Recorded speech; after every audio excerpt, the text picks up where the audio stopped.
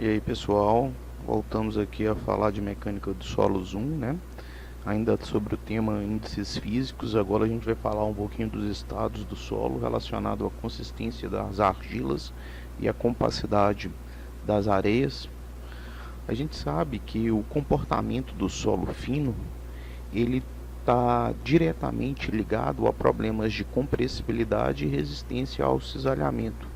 E tanto a quantidade de resistência ao cisalhamento quanto parâmetros de compressibilidade variam muito dentro de um solo argiloso em função do seu teor de umidade.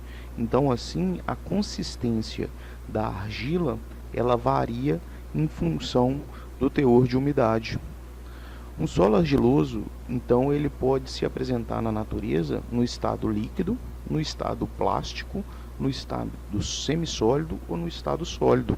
E isso varia em função da umidade do solo. E a cada um desses estados a gente vai dar o nome de consistência dos solos finos.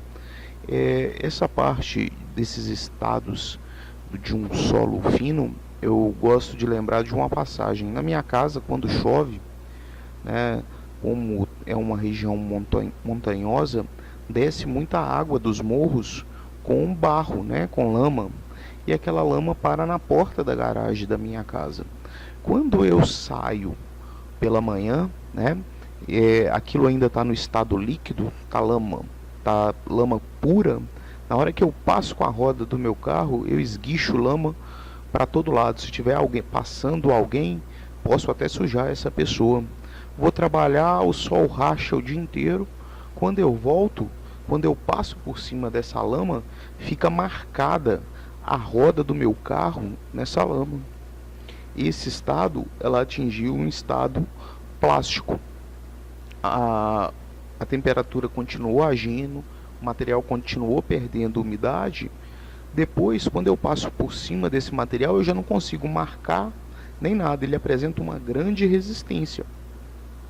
E alguns dias depois, ainda perdendo mais umidade, esse material ele fica todo rachadiço, né? Muitas vezes a gente, quando vai falar de sertão, a gente apresenta aquele solo rachadiço, né? Fica aquele estolete de terra que na minha infância a gente usava para tacar na cabeça dos outros. Mas então esse seria o estado sólido. Então há uma variação de volume, né? Por isso que há essas trincas, e a resistência do material dependeu diretamente da sua umidade. Quando ele era lama, ele não suportava a carga do carro em cima dele, esguichava. Quando ele ficou semissólido e sólido, o carro já passava por cima desse material sem nenhum problema. O Terzaghi ele definiu que o termo consistência ele é relacionado ao grau de adesão entre as partículas do solo e a resistência que é oferecida às forças externas que tendem a deformar ou a romper essa massa de solo. Já o Milton Vargas, numa citação mais recente, eu estou passando para frente porque o slide ficou errado, numa publicação mais recente, o Milton Vargas fala que a consistência refere-se sempre a solos coesivos e ela é definida como uma maior ou uma menor rigidez de uma argila para suportar carregamentos. A gente sabe então que essa rigidez varia diretamente, ela é inversamente proporcional com a umidade. À medida que a umidade diminui, a resistência ao cisalhamento aumenta, né? Ela vai ficando rígida, mais dura. Quando eu tenho grandes teores de umidade, ela fica mole. Então, esse teor de umidade faz variar essa consistência dessa argila, né? E quando a gente fala em estados de consistência, é muito importante a gente visualizar os limites entre os estados de consistência, ou seja, aquela umidade que faz o meu material mudar do estado líquido para o estado plástico, do estado plástico para o estado semissólido, do estado semissólido para o estado sólido. Então, dentro desses limites de consistência, a gente tem que no estado plástico, o solo tem um comportamento, uma plasticidade muito alta, então ele pode ser moldável sem que haja processos de ruptura ou até mesmo variações volumétricas. Quando ele está no estado fluido, né, no estado líquido, o solo não apresenta nenhuma resistência ao cisalhamento, tanto que eu posso esguichar quando eu passo com a roda do carro. Quando a gente tem o estado sólido, eu tenho uma pequena variação de volume ao longo do estado sólido. Quando ele passa do estado sólido do estado semissólido para o estado sólido, no estado sólido eu já não tenho uma variação de volume. A variação de volume ocorre no estado semissólido. Então ele começa a se fraturar e se torna sólido. Aí as placas já estão formadas dentro desse solo. Então, se a gente for analisar dentro de um gráfico, né, quanto mais sobe o meu teor de umidade, eu vou mudando dos estados de condição. E à medida que o teor de umidade aumenta, eu estou mais sujeito a variações volumétricas. Isso aí a gente já viu. Então, o que é importante a gente entender nessa consistência é a propriedade do estado em que a argila se encontra e principalmente conhecer os limites para a mudança de estado, porque esses valores limites eles vão ser correlacionados com possíveis comportamentos que esse solo irá apresentar durante o seu carregamento. Então é de grande valia esses ensaios de caracterização. O limite de consistência entre o estado líquido e o estado plástico a gente vai chamar de limite de liquidez. Desculpa, repetindo. O limite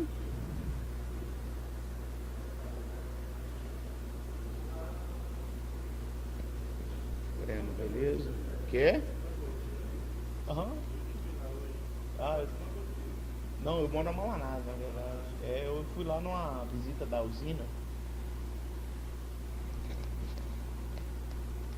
Então, os limites de consistência que a gente tem são o limite de contração, que condiciona o limite entre o solo estar no comportamento semissólido ou sólido, o limite de plasticidade, que limita o estado semissólido do estado plástico, e o limite de liquidez, que limita o solo do estado plástico para o estado líquido.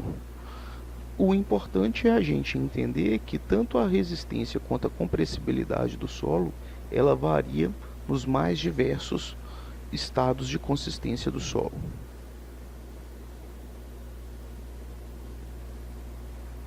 Quando a gente fala em plasticidade, a plasticidade em solos, ela é a propriedade que o material que o solo tem de ser moldado sem sofrer uma grande variação volumétrica ou um processo de ruptura. Essa plasticidade dos solos finos está diretamente ligada ao argilo mineral que compôs esse solo, né? Aquela matéria base do processo de intemperismo, assim como o seu teor de umidade. Então a plasticidade vai estar ligada diretamente a essa condição, né? No solo fino, como as partículas são lamelares, é possível que haja uma remoldagem das partículas, né, uma moldagem do solo sem variação volumétrica, porque é permitido esse deslocamento relativo entre partículas. E a plasticidade aí, como a gente disse, ligada diretamente ou influenciada diretamente pela quantidade de água, né, que é o teor de umidade, porque essa quantidade de água está diretamente relacionada à ligação entre as moléculas de argila, né, por camadas, por condições químicas elétricas, e quando essa camada fica muito espessa, a gente chama ela de camada difusa ou dupla camada. Como que a gente faz para determinar então esses limites de consistência? De acordo com as nossas NBRs, a gente tem 3 normas para determinar cada um desses valores. Esses valores eles são baseados num ensaio desenvolvido pelo nosso professor Arthur Casagrande, junto com o Attenberg, e alguns ensaios então foram difundidos pelo mundo. Então a gente pode às vezes tratar também, ao invés de limites de consistência, como limites de Attenberg. Para a gente determinar o limite de liquidez, a gente vai precisar de um equipamento que chama equipamento de Casagrande. Esse equipamento ele apresenta uma concha.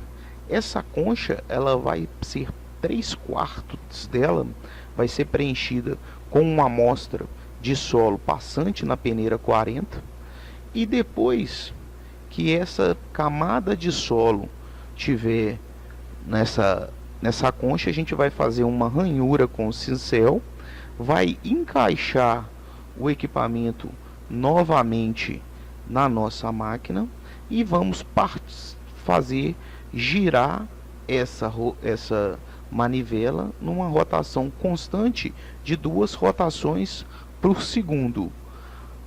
A gente vai então contando esse número de golpes, né? Aquela altura de queda entre a concha e a base é de aproximadamente 1 centímetros, e a gente vai contando o número de golpes necessário para fazer com que essa ranhura ela feche, né? Então a gente precisa que essa ranhura tenha um ponto de fechamento. Quando essa ranhura fechar em um local por aproximadamente 1 centímetro de comprimento, a gente vai retirar esse material onde juntou, colocar numa cápsula e fazer um ensaio do teor de umidade. A gente tem que repetir esse procedimento por 5 vezes, tá? E cada ensaio que a gente vai fazendo, a gente aumenta um pouquinho o teor de umidade. Quando a gente pega então o resultado desse ensaio e lança num gráfico número de golpes por teor de umidade, a gente condiciona uma reta e a gente sabe que o limite de liquidez é exatamente o teor de umidade que faz com que esse solo, quando ele sofre 25 golpes do equipamento, ele se feche. Então, por essa reta, a gente consegue fazer uma aproximação e determinar o limite de liquidez nos 25 golpes, né? É importante, na hora de realizar os 5 pontos, que a gente observe que tenham 2 pontos abaixo de 25, um próximo de 25 e 2 acima de 25, para ficar uma amostra bem bacana. No caso do limite de plasticidade, com essa mesma amostra de solo passante na peneira 40, com um certo teor de umidade, a gente vai pegar essa amostra de solo e fazer com ela como se fosse uma cobrinha de massinha, né? Com a palma da mão, numa placa de vidro esmerilhada, a gente vai fazendo essa cobrinha até que a gente consiga fazer com o solo um diâmetro aproximado de 3 milímetros, que é igual a um amostrador que a gente tem junto, e quando ela atingir exatamente 3 milímetros, ela tem que fissurar. Se ela fissurar antes dos 3 milímetros, quer dizer que o meu solo está muito sólido. Eu preciso condicionar mais água, ele ainda está longe do limite de plasticidade. Se der 3 milímetros e ele não fissurar, eu tenho muita água, eu tenho que reduzir o teor de umidade. E a gente vai fazendo, repetindo o ensaio, até que a gente consiga amostras que tenham fissuras exatamente com 3 milímetros. A gente repete esse mesmo procedimento por 5 vezes, obtém o teor de umidade num ensaio de estufa, pega o valor médio desses teores de umidade e condiciona um valor limite de 5%. Ou seja, se o valor vale 10, 5% é 0,5. Então eu considero que todos os teores de umidade, os 5 pontos que eu achei, tem que estar entre 9,5 e 10,5. O que estiverem fora, eu posso tirar, refazer a amostra. No final, eu tenho que garantir ao menos 3 valores para o limite de plasticidade. Quando a gente não conseguir montar um cilindro, quer dizer que esse solo ele não apresenta plasticidade, ele é um solo NP. O índice de plasticidade, conhecendo os limites, o índice de plasticidade pode ser encontrado. E ele é uma maneira direta de se prever comportamentos relacionados à plasticidade do solo, né? Então, a gente define que o índice de plasticidade é o limite de liquidez menos o limite de plasticidade. Ou seja, se a gente lembrar daquele gráfico que a gente viu lá atrás, mostrando os limites que a gente tem, aqui ó, esse gráfico, os limites que a gente tem, se o limite de liquidez está aqui, relacionado à mudança de estado plástico para líquido, o limite de plasticidade está aqui, do plástico para o semissólido. Então, o índice de plasticidade são todos os teores de umidade que o meu solo pode ter, que ele ainda estará sobre comportamento plástico. Então, essa diferença desse teor de umidade é o que é o meu índice de plasticidade. Então, ele vai valer o limite de liquidez menos o limite de plasticidade. Vou achar exatamente aquele intervalo. Quando a gente conhece então esse índice de plasticidade, a gente sabe que se o índice de plasticidade for 0, o material não é plástico. Se tiver entre 1 e 7, ele é pouco plástico. Entre 7 e 15, plasticidade média, maior do que 15, muito plástico. Então é muito importante em projetos que possam estar condicionados à deformação. O que a gente também faz para classificar esse estado é determinar o índice de consistência do solo. O que é o índice de consistência? É eu pegar daquele solo o limite de liquidez, subtrair daquele solo a umidade natural que ele está lá no campo e dividir pelo índice de consistência. Então eu consigo, em função dos valores limites daquele solo, saber lá no campo em qual estado ele está trabalhando. Ele está próximo de mudar do estado de plástico para líquido. Um exemplo que aconteceu essa mudança de estado plástico para estado líquido foram as barragens. O caso da liquefação, ela depende diretamente desse aumento de teor de umidade. Então o estado muda. Então eu consigo calcular a consistência sabendo os valores dos limites, que é o limite de liquidez e o limite de plasticidade. Lembrando que o índice de plasticidade é o limite de liquidez menos o limite de plasticidade. Se o teor de umidade em qualquer momento do campo, eu consigo saber qual consistência aquele solo tem no campo. Se o índice de consistência for menor do que 0 ou igual a 0, a gente fala que ele está fluido, ele é um líquido. Se tiver entre 0 e 1, ele está no estado plástico. Se for maior do que 1, semissólido ou sólido.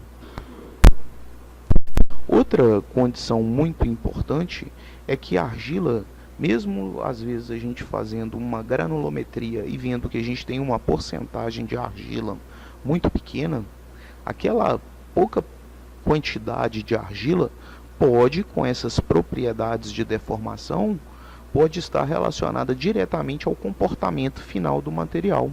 E a gente chama isso de atividade argílica, ou de parâmetro A de Skempton, né? A gente calcula essa atividade dividindo o índice de plasticidade pela porcentagem que é obtida na curva granulométrica do material menor do que o diâmetro de 2 vezes 10 a menos 3 milímetros, que a gente chama de microns.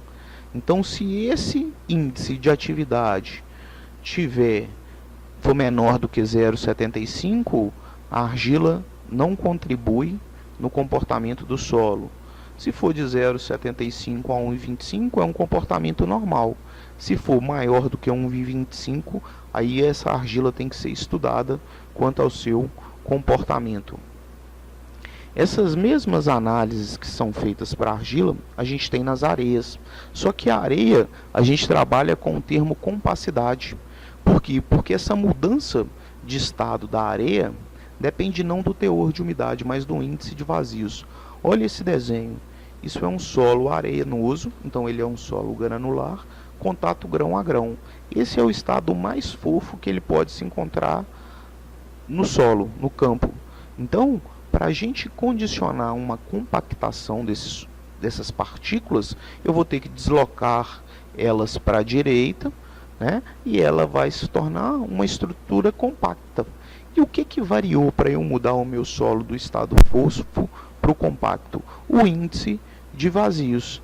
Então, o índice de vazios é o que vai coordenar a compacidade das areias.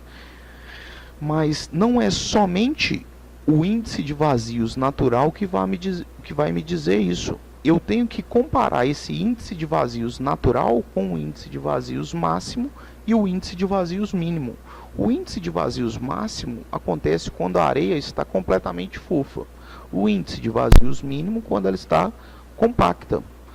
Conhecendo então o índice de vazios mínimo e máximo e o índice de vazios natural, a gente consegue determinar a compacidade relativa do solo. Para se determinar o índice de vazios máximo, a gente pega um volume conhecido, né, um cilindro de volume, qualquer vasilha, né, de volume conhecido, e lentamente, com o auxílio de um funil para não haver altura de queda significativa, a gente vai lançando essa areia nesse recipiente até que todo o recipiente seja cheio.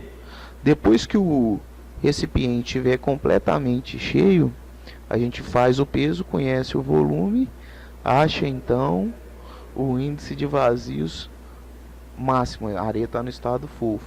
Aplicando vibração nessa